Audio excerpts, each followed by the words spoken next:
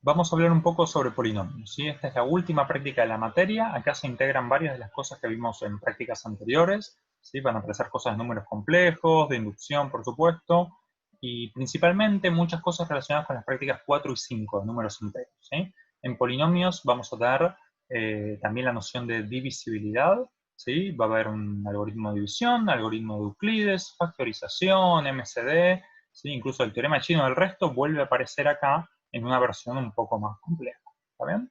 Bueno, en este primer video voy a hablar de cosas muy elementales, ¿sí? Que también pueden leer del apunte, pero que probablemente ya conozcan. Entonces empezamos con las definiciones más básicas. Un polinomio es simplemente una suma de números por potencias de x. ¿Sí? Es una suma de finitas de estas cosas. Estos de acá se llaman monomios, ¿sí? Y van, bueno, desde grado 0 hasta algún grado n, donde n es un número natural o 0. ¿Está bien? Los numeritos estos a sub i se llaman los coeficientes del polinomio y en nuestros casos, ¿sí? Van a vivir siempre en un cuerpo.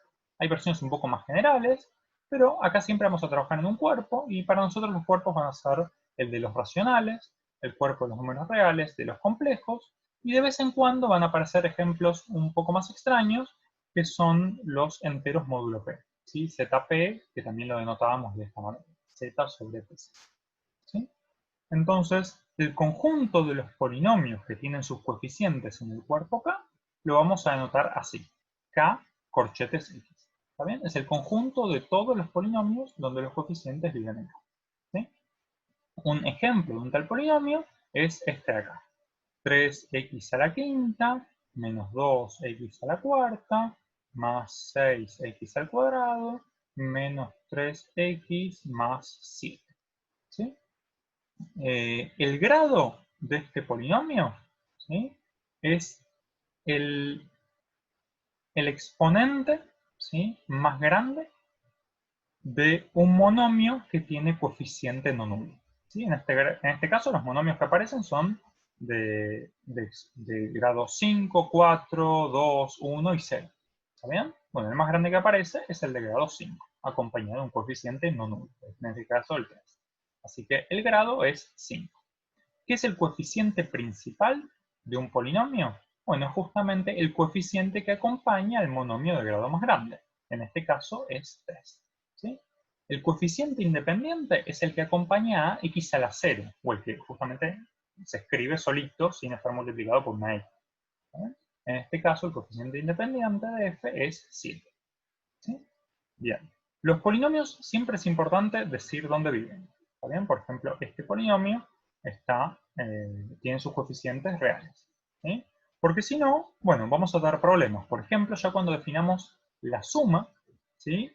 Va a ser claro que necesitamos entender dónde viven los polinomios. ¿Qué es la suma de dos polinomios? Bueno, si por ejemplo tenemos g, digamos cualquier otro polinomio, por ejemplo, es 2x a la cuarta más 3x al cubo, ¿sí? Menos x al cuadrado más 5. ¿Está bien? Estos dos polinomios tienen que vivir en el mismo lugar para que tenga sentido sumarlos. Bueno, ¿y qué es la suma? Es simplemente sumar monomio a monomio. ¿Sí? Acá tengo un 3x a la quinta, pero acá no hay monomios de grado 5, así que me va a aparecer 3x a la quinta. El x a la cuarta, que está multiplicado por menos 2, y acá por 2. Entonces cuando sumo menos 2 más 2 me da 0. Así que acá no voy a escribir el x a la cuarta. ¿Qué pasa con x al cubo? Bueno, me queda 0 más 3, así que es 3. ¿Bien? X al cuadrado, por acá está multiplicado por un 6 y por acá por un menos 1. Así que tengo más 5. ¿Sí? 6 menos 1, 5x al cuadrado. Y después tengo menos 3x más 12.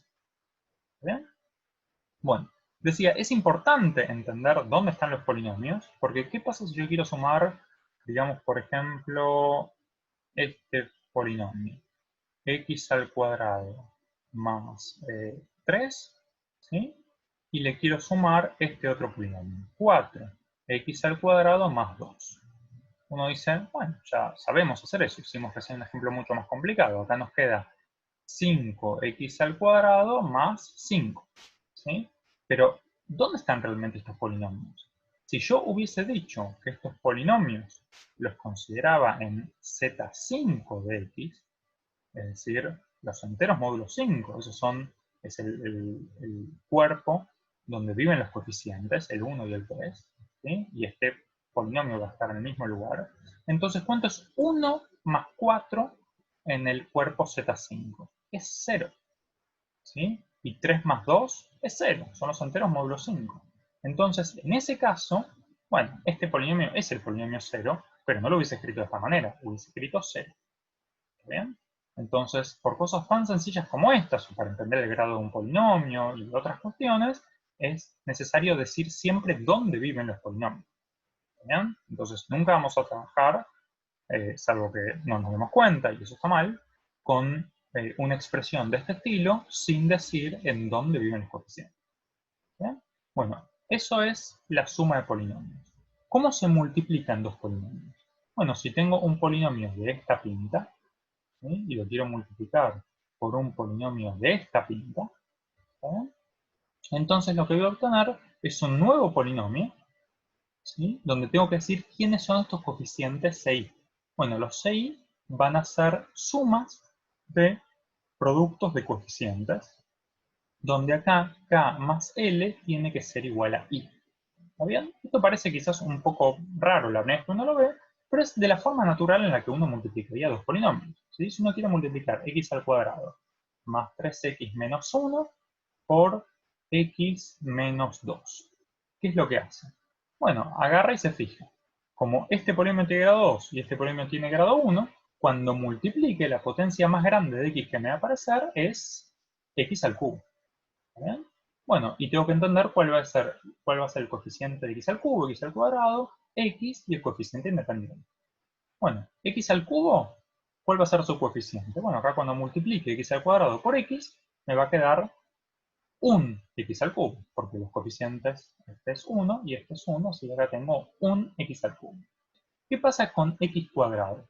Bueno, x cuadrado, un monomio de grado 2, lo tengo cuando multiplico x cuadrado por menos 2, ahí me aparece un menos 2, pero también lo tengo cuando multiplico 3x por x. ¿Sí? Entonces el coeficiente que acompaña a x cuadrado va a ser menos 2 más 3, o sea, 1. ¿Está bien? Acá vuelvo a dar un 1, que no estoy escribiendo porque, bueno, es un 1. ¿Qué pasa con el coeficiente lineal, el que acompaña a x?